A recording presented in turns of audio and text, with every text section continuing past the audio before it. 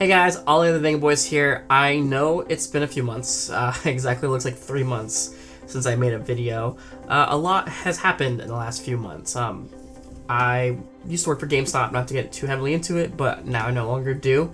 And I've decided that instead of going into other lines of jobs similar to GameStop or retail in general, that I would actually pursue one of my passions, which is art and illustration.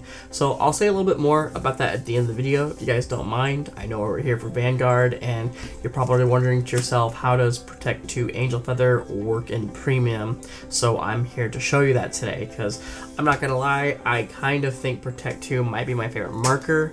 It could just be that, like, I love, Malkuth Melik a lot, and I've had a lot of good tournament success, which, shout out to Fuzzy Paradox and this cool website. I'm officially on there because of the 3rd place placement at Springfest, and hopefully this year I'll be able to do it again, or if not, at least BCS Living coming up, BRO Online, whatever, one of those things that we got going on, and I'm really excited. So let's go ahead and get into the deck profile. So of course, it is invaluable to use the V-Starter, just the ability to draw a card.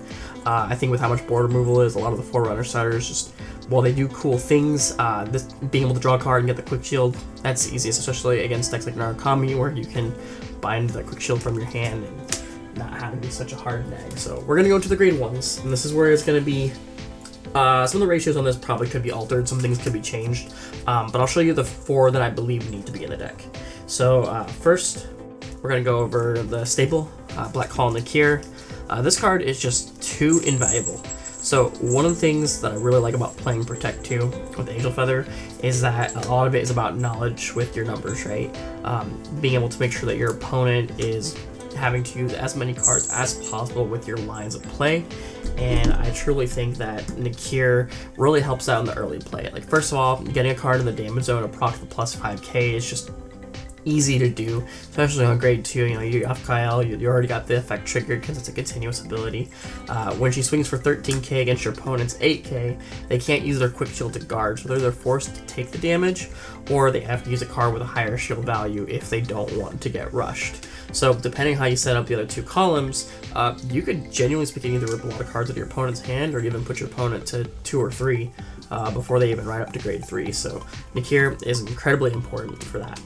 And then this is probably my favorite card, or at least grade 1 to play in Angel Feather right now.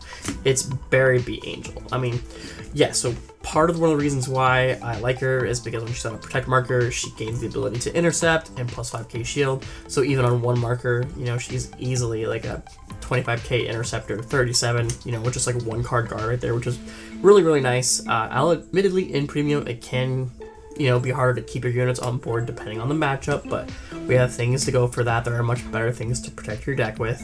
But to me, one of the most important things about this card, and I'll get to it when I get to my grade 2s, is her ability that when she's rode upon, Counterblast, put top card deck in the damage zone face up, and then you call a card from your damage zone to the regard circle.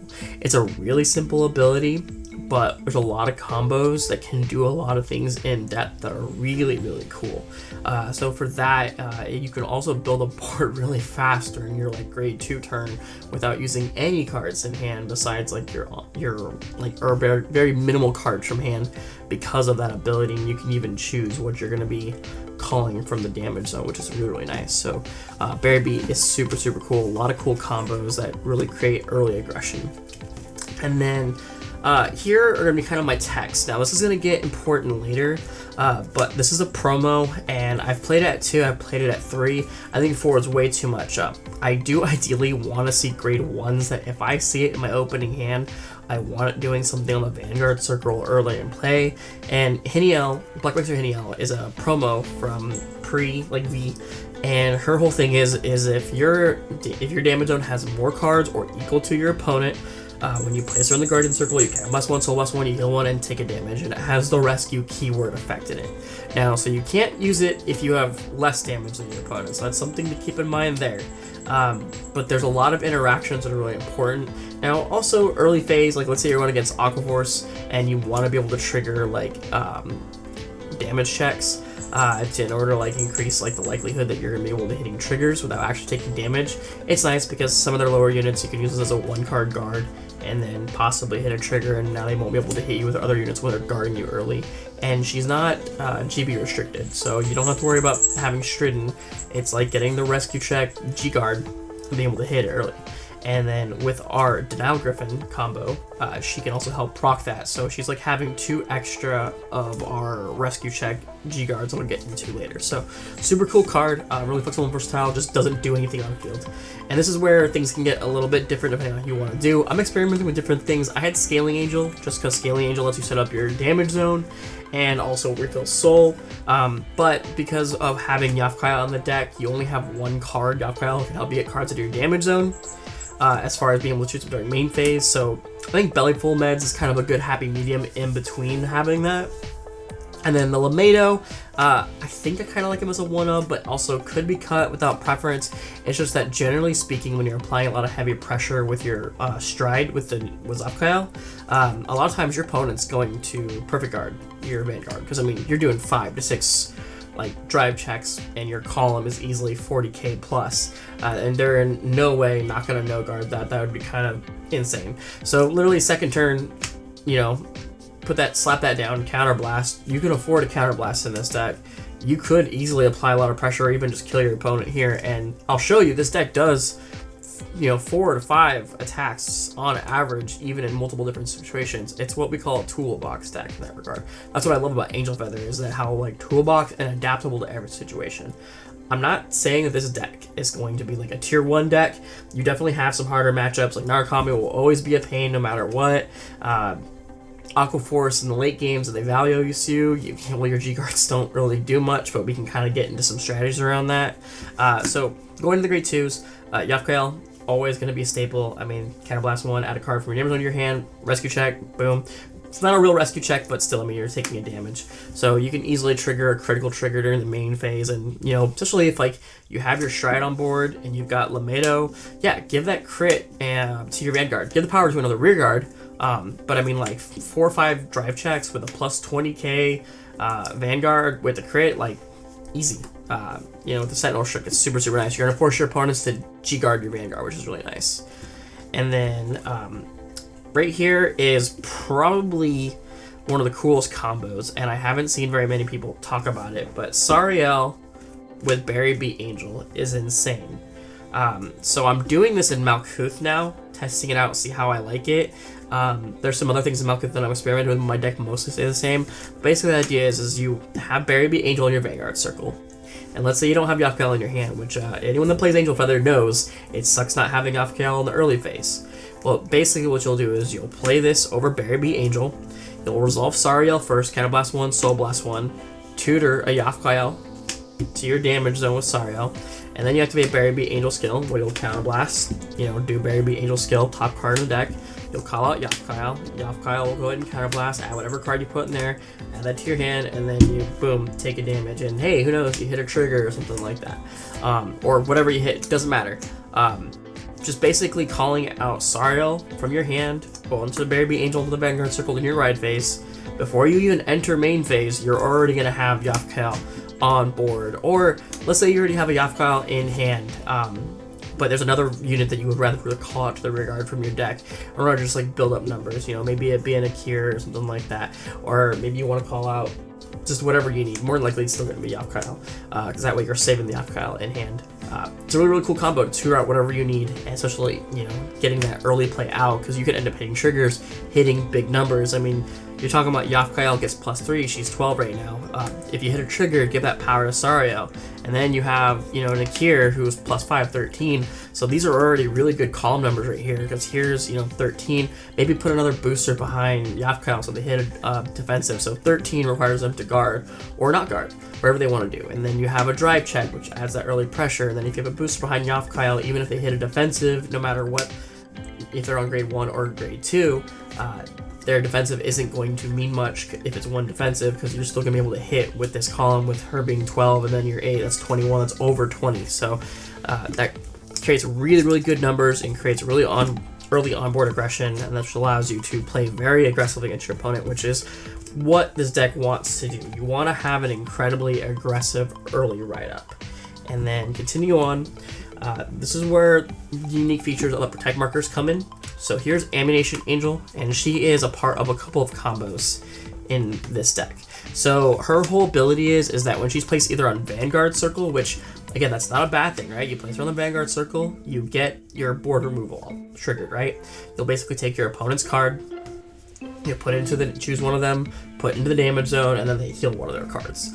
And then if you do that same thing when you have a protect marker, she gets the same exact effect. So you call her, put her into a protect marker, it triggers the effect. And then if she's on a protect marker, right, she gets plus 10,000 power. So she hits for 19 plus the protect marker that puts her at 24. 24 is a really, really nice number. You start giving her like a booster behind her. You start hitting for like 2 to 3 cards from hand ripping out, especially when we can do multiple attacks in this deck. That is also really, really important. The other thing too is that the Denial Griffin play, which goes into the other grade 2, is Black Relief Aratoron.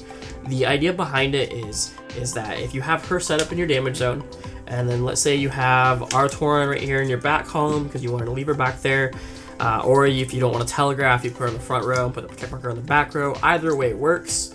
But let's say you've got, you know, this sort of situation, ignoring whatever's in the Vanguard Circle. If you use a card, like let's say you use your Black Mixer Haniel, or you use the G-Guard that has the rescue effect, you have to be at Generation Break 1, so you already have to have Generation Break. You'll do the combo, and then you'll heal Amputation Angel from a rescue ability from the damage zone, and then you'll Counterblast 1, call Ammunition Angel out, triggering her Border Wildfire effect. And because you're doing that during the guard phase, you essentially have a Denial Griffin. And while it takes a bit more setup than a Denial Griffin, because you either have to have a heal trigger or Haniel plus Aratoron, set up, you get to choose any unit on their field. So let's say Steam Maidens, for example, they need to be able to call they have that unit that calls the grade 2, that calls the grade 3. You can interrupt and literally have, if not more, the attacks that Steam Maiden does, making Steam Maidens very ineffective. On top of that, you can then, after that, use her to intercept, and if it's on one protect marker, that's still a nice 15k interceptor, puts you to 27, nice little 1-card guard against some of their early attacks, so that way you're reducing how much damage is being done.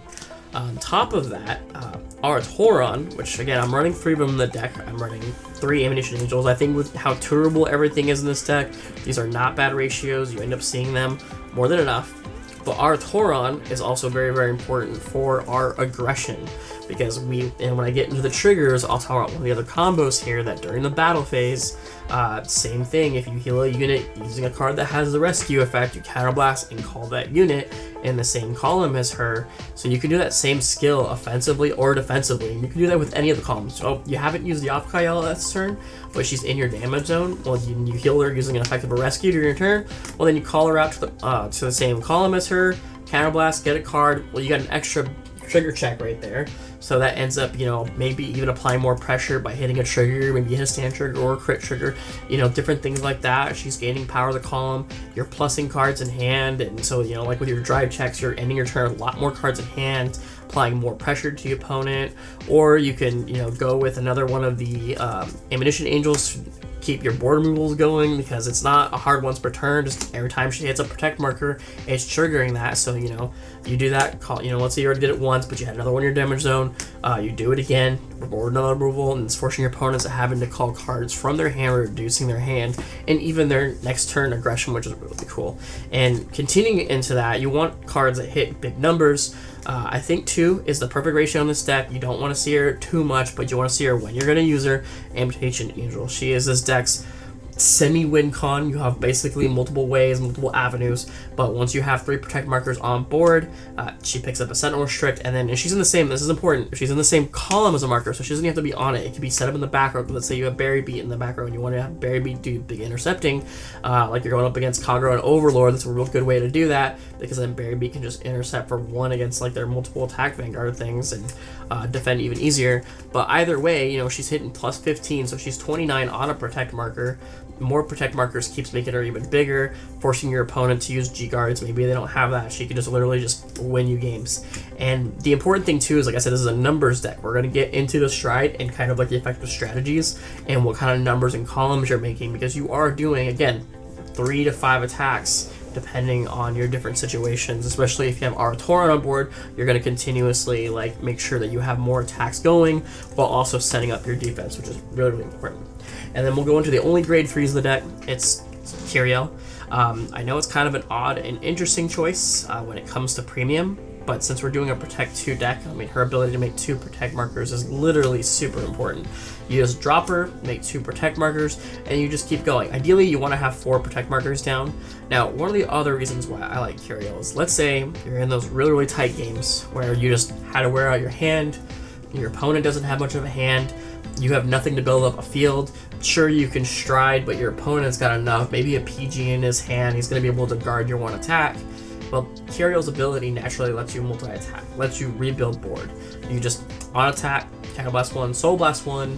For every marker you have, you call that many units out to the field, and then you take that much damage. So you have 5 cards in your damage zone, and you have 4 or 5, you have 4 to 6 markers. You can call all of them if you want to. Take a hit from each one, and then she gains 5k, so she'll get really big too. I mean, like, when you have the 5 markers, she's swinging for 32 4 markers, she's swinging for 32, so on your second turn, she's swinging for 32 by herself. So even if you had a full board, you could attack with this column, attack with that column, trigger her skill. Even if you want to leave a unit free in like somewhere for if you think you might hit a stand trigger, it's always up to the situation, what you think your deck is at, considering all of our stand triggers are recyclable. You can do a lot of different things, and like sometimes if my hand is super, super good, I wouldn't even stride. Like, if it's at a point in the game where I don't think that striding is going to apply enough pressure and that ensuring that 5 attacks is going to win me the game, then absolutely I'll do this. Just, of course, you want to make sure you want to keep an eye on your deck, because you're doing 4 rescue checks from deck, you're drive checking a 6 card right there, especially if you're striding and doing like all those drive checks and all that stuff earlier, you can wear out your deck. But we have a lot of grind, we have a lot of endurance, we have a lot of on hit, we have a lot of attack pressure and a lot of defense pressure, which is what I really love about this deck. We're making use of our Protect markers not just defensively but offensively, and I actually kind of think that makes Kyriel better in premium, considering you have cards that help you set up your damage zone a lot better. Like your strides that actually set you up. You can literally set your stride up for your next turn using, Zofkyle. She like naturally interacts very well with Kyriel, and the next turn you already have your damage zone set up for yourself, and then next you could put like all your amputation angels and your boosters. You literally set up your damage zone with like 4 perfect units for your multi-attack on your next turn and get 5 incredibly strong attacks with really, really strong lanes, just because of how Zofkyle works and interacts with Protect 2. And you're gaining extra 5k for every Protect marker you have on the field. So let's go over to the triggers. In basic, we're going to have 3 of the draw triggers. Sometimes you just need to have a perfect guard. Drawing cards is also always really, really good. So as much as I would like to increase the critical trigger count, I think having 3 of these is fine. The reason why we have 3 is because we're also playing Elementaria Sanctitude, which is not a trigger, but just in a game where you can have a 1-card perfect guard against strides, super important. It helps keep cards in hand, especially against Dimension Police, because this will not get broken due to their stand trigger effect that basically breaks a PG every time they check a grade 3. So this can literally save you when they use like Commander Laurel and Rest and getting 260k and 4 crits. Literally lost the game because I couldn't get this into my hand in time against a deep player at Anaheim. Though I will say I did pretty well with this deck out at Anaheim. I believe I went X3 at that tournament. It was a real tight compression, only X2s got it in at Anaheim. But overall, I'm very proud of my performance, how I did at that tournament. I lost the first game against Narukami because I checked over trigger offensively. I was going to win. I had enough cards to guard everything out. Literally the only card you could have checked the entire deck. He could have checked 3 triggers and it would have been fine. But he checked the over trigger, so at that point I couldn't guard. And he had very little cards in his hand, and he was at 5 damage. So at that point, what can you do? Over trigger's over trigger. And then we'll go into the rest of that. And speaking of over trigger, the key to over trigger is fine. I think giving your units drive checks when they're already hitting really good numbers is really important, because any other triggers you can hit just makes it easier to win. It's the over trigger, gotta have it. And then for my crit trigger lineup, we're going to go ahead and go with Augment Angel at 4 and Thundershock Angel at 1. Prior to me running the Stand Trigger package, which I did not run in Anaheim, because now I've figured a more offensive lineup for the deck instead of being super defensive. I had liked Thundershock Angel because when I wasn't striding, I could put him into Soul as a nice Soul resource, give extra power to Kyriel plus drawing a card, so it was like getting quote-unquote 4 drive checks, technically more because of all the rescue checks on the damage zone. But the way that we're building this deck now with the stand triggers, even though it's only 2 trigger changes, it changes the whole dynamic of the deck, which is really cool. So you have Augment Angel, choose your strike crit, it's pretty perfect, and then Thundershock Angel. If I could run 5 strike crits, I would, but you can't, so still pretty good. 5 crits I think is still fine. Like, you end up hitting them, you end up applying a lot of pressure, you're doing good. And then of course, Transcendent Divider, Cassiel, you still need to run heal triggers. Keeping at 4 is very important. You want to be able to see these early, right? Get Nick here, keep your damage low, but not too low. I usually like having 2 damage going into my grade 3 turn. That way I can make 2 protect markers and make use of Kyriel's 5 attacks. Because again, decks that write down 5 attacks is devastating. So doing really, really cool there. And then we'll go into the stand triggers. So Repharos, what can you say? Repharos is a staple. He allows you to shuffle your triggers back in. The cool thing about Zafkael, again, she works really, really well with Angel Feather. She is the best tried, like, no doubt. With her ability to set up the damage zone, let's say you put 2 crit triggers back in from your drop, you can use Repharos to cycle those 2 crit triggers back into your deck, especially in the late game. That can be super, super devastating, being able to not just recycle your stand trigger, but recycle your crit triggers, and then just hopefully you don't end up placing them back in the damage zone, which I swear happens to me all the time. But regardless, Repharos is just great for that. So, you know, he'll always be a one of. I don't think he'll ever come off that list, but he's not ever going to get banned either, because just like Angel Feather isn't doing enough. It's not like dominating. It takes a lot to understand your deck and your opponent's deck, but that's kind of why I love it. And then this is I don't want to call it a spicy tech because this is exactly what I was playing in NoCL, but I was playtesting at TCGCon in Houston with a new friend I made out there, Eric, shout out to him, super cool Jewel Knight player. That gave me the idea of like, wow, Arataron has that rescue effect, which, keep in mind, like, that's probably how you played Aratoron back in the day too. I didn't play in G, but like, you have strides that have rescue ability during the battle phase, and then you counter blast and get call out boosters and multi attacks and whatever and whatnot. But the way that we're playing the deck now, you usually want to keep Aratoron set up for the defensive plays. So if you want to create multi attacking, you keep Aratoron in the back column, your protect markers in the front column, and then what you'll do is you'll attack with the unit that's in front of Aratoron. Then you'll attack with the unit that's being boosted by Surgery Angel, and then you'll trigger Surgery Angel's back, go back on the deck, you'll heal a card, take a damage, and then you counterblast and call the unit that you just healed out to the right in front of Aratoron. So that's really cool because that's going to ensure you to make 4 attacks just with that alone. It's just like having Harut. I mean, Harut requires you to boost and all the other stuff as well. But the nice thing is what Harut doesn't do is Harut doesn't set up your defensive. You don't get the Denial Griffin play. Whereas with Aratoron, you absolutely do. And because we're using Zafkael, we can use Zafkael to literally set up both our defensive and our offensive options when we're putting cards from our drop into the damage zone using her skill. And I'll kind of get into how to use that, which is pretty cool. So that is the triggers. So let's go to the strides. Now, the strides, this is where it kind of gets weird, right? I should probably bump this up to 4 because I really don't use anything else but Zafkael, especially since I'm going to be striding a lot more. But generally speaking, if you're striding into her 4 times, that game probably has other issues. Either they're about to win or you might be losing. But Zafkael is still great because her whole premise is you take cards from your activator skill, you discard a card, that's the cost. You take cards from either your field, or circles, I should say. Circles, because she can bounce locked cards, right? Makes her really, really good up against the Chaos matchup. Bounce circles or cards from your drop, whatever you put into your damage zone triggers effect. Any normal unit gives your front row plus 10,000. Any triggers you put in there increases her drive check plus 1. So the ideal combo that I've noticed that when you have protect markers and in order to hit really, really good numbers while also still having good drive check pressure is putting 2 normal units and a trigger, giving her 4 drive checks plus 20,000 to the front row, meaning that any defensive of your opponent's hits, it's not going to mean much, especially when you're doing, you have cards like Amputation Angel, who by herself is already 29 on 1 protect marker. You give her another, let's say you give her the plus 20, you're hitting 49. And then during the turns, let's say you have 4 protect markers out. She's actually going to be at 34 by herself, making her 54 with a the multi-attacking deck and Sentinel Restrict. So 54,000 Sentinel Restrict. And you might be able to trigger that multiple times, especially if you use Awhile to set up and put your other amputation in the damage zone. And then if you have the stand trigger, you know, you'll use the stand trigger's effects up on the back of the deck, heal, and then if you have Oratoron, you know, in the column that you have Oratoron out, you just call it out after you heal. So you'll do 1, 2, you know, and then 3. And then since you're getting 4 drive checks and you have, if you have all your stand triggers, you might be able to get another attack off just like that. So that's what's really, really cool about this deck. And then if you have both of your stand triggers, I mean, put one behind Awhile and one behind Amputation Angel. Doesn't mean you can't trigger it more than once. I mean, you'll be able to just keep calling out to this column, you know, over and over, and it's still going to be 4 to 5 attacks. The units that come out won't get her extra power, but by being on the protect markers, they're already getting plus 10. And then we have Amputation Angel, which gains plus 15, and then you have Ammunition Angel, who gains plus 10. So even without Awhile's extra power, you know, them on protect markers are already gaining insane amount of extra powers and hitting for good numbers, requiring your opponent to guard with multiple cards in their hand, even if they hit 1 or 2 defensives. So that's what's really, really cool about this deck.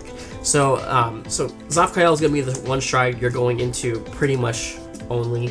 I do have some other strides in here.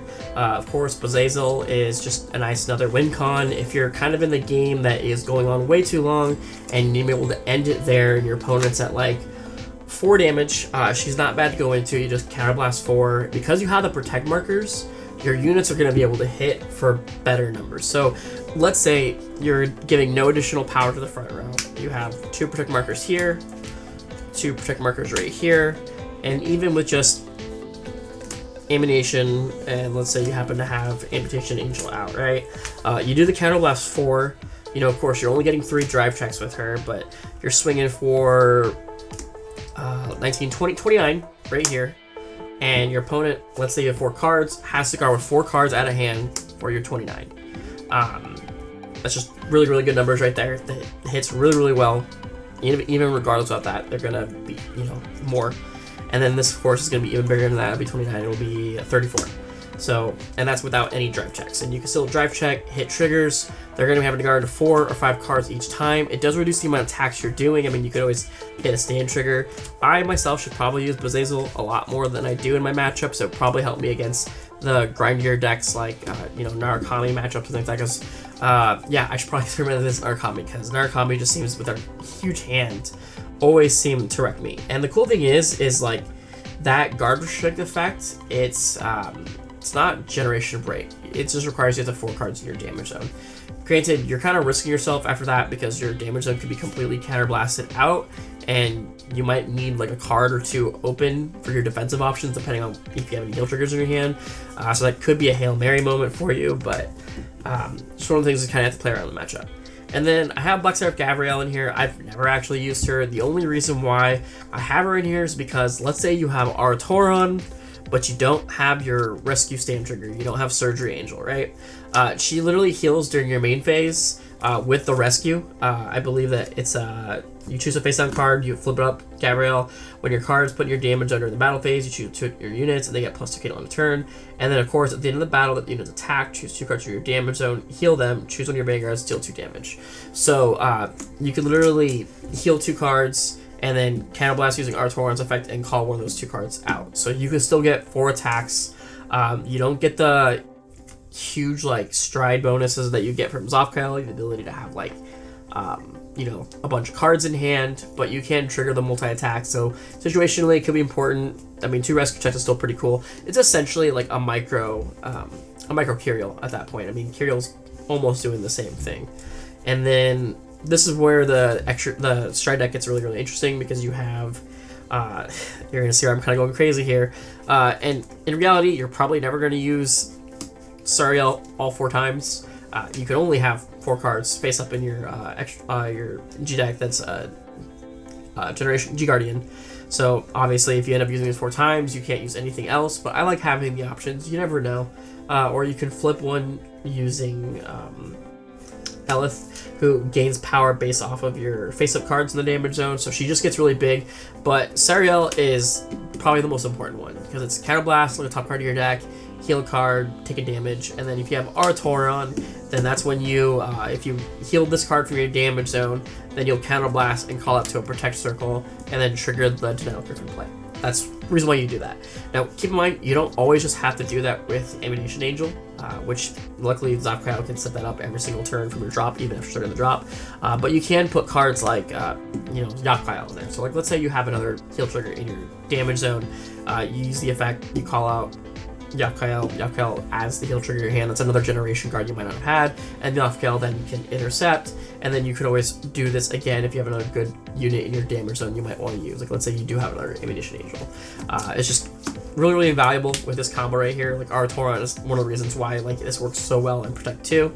And then just to have Shell, just because you gain power based off of cards being face down. This would be like if you end up having a Counterblast out, but you still want to be able to have a big guard. Then one of my favorite new cards to have in the deck is going to be Gland's Super Mobile Hospital. Just because against decks that apply a lot of heavy pressure to you, or let's say you get crit sacked early, this just allows you to heal. For this, when you go into your turn, being counterblasted out is not an issue, because especially if you're striding, you go to Zapkail, you'll be able to clean up your damage zones just fine. But the ability is to Counterblast 3, Soul Blast 1, call a card from out for your damage zone, guard an attack, and heal. Super nice. You have a PG in your zone, Counterblast 3, call the PG out of the damage zone, take a card from your hand, discard a card, now you just perfect guarded your opponent. Super, super cool. So I really, really like him for that. Gland is really, really nice, and I think running him at 2 is fine. You should, in reality, probably only ever use it once. I feel like if you have to go into it twice, it's a dire situation, but I have been there. And then this is kind of my, like, counter to decks that get, like, battle phase retiring effects. Because let's say you do have your Denial Griffin play set up, and you really, really, like, need to make sure that your opponent doesn't interrupt that during their battle phase. Especially if you need to open up your generation break. First G-Guard, go into Dismal. And then Dismal, target Artoron. Now they can't touch Tauron for the rest of the turn. And then you being able to get one interruption to their battle phase like that. Again, some decks it just completely stops them. I mean, Nightmare Dolls, it's invaluable. You stop, the Alice play from going out. Now Alice is done, Alice is gone. They don't have a card that can keep looping into the soul. You just stop Nightmare Dolls. Same thing with Steam Maidens. You stop their unit from calling the grade 3. The grade 3, isn't going to come out. They can't continue their plays. They can't get their stride unit to come out to get the attack after it's been face up in the G zone. Different things like that. This gives you all of the nice board interruption. So yeah, so that's Angel Feather Protect 2. If you guys want to see some gameplay videos from it, let me know. The deck still has a lot of work on, and I'm pretty happy to take it to Springfest this season. Hopefully I'll be able to get some good plays with it, and same thing with PRO Online. And let me know if you want me to make more videos. I'm hoping to kind of get back in the swing of things. Like I said before, I'm doing art full time, and so I go under the name Wind Up Hero or Wind Up Hero Studios. So I do like manga illustration, comic books, enamel pins, that sort of stuff. My art style is very influenced by 1960s manga, and if that's something that appeals to you, I'm going to put a bunch of links in the description below. I do have a YouTube channel. I literally just started it, so don't get your hopes up. There's going to be a lot of content to catch up on there. I have plans and ideas of different content I want to do. And then I also have a Patreon, and then I have a Kickstarter going for my current comic called Lost Heaven, which is like my Western horror comic. That will have the trailer on my YouTube. So if that interests you, go ahead and check those out. Any support's appreciated. And I'm sorry for not making a lot of content. I'm not gonna lie, going into the Christmas season got me pretty depressed. I had these big plans to go to New York, and that didn't end up happening. And then when I left GameStop, I did a last-minute trip out to Anaheim, which I had fun. It was cool to see my friends. Also, it's cool to see people that I know going to Worlds. Worlds looked great, and I would love to be able to get a Worlds invite this year if somehow I can manage it. My goal is to do something impactful with Malkuth if I can. So, and also next week we're getting a new Keter unit reveal, and I am fingers crossing for an Angel Feather unit because there currently isn't Angel Feather. It's the only unit that we don't have a Vanguard for in Standard. So I'm really excited, fingers crossed, because the robot deck looked really, really cool for Brand Gate, so hoping Angel's some sort of damage zone interaction, toolbox nature, and maybe that'll let me start playing more time into Standard as well, because I am playing Hexorb, and I have a pretty good build with her if you guys want to see that. Just let me know. Comment, subscribe if you want to. I know we had a lot of momentum last year, and doesn't say we can't regain it. Thanks guys for your support. Have a good one.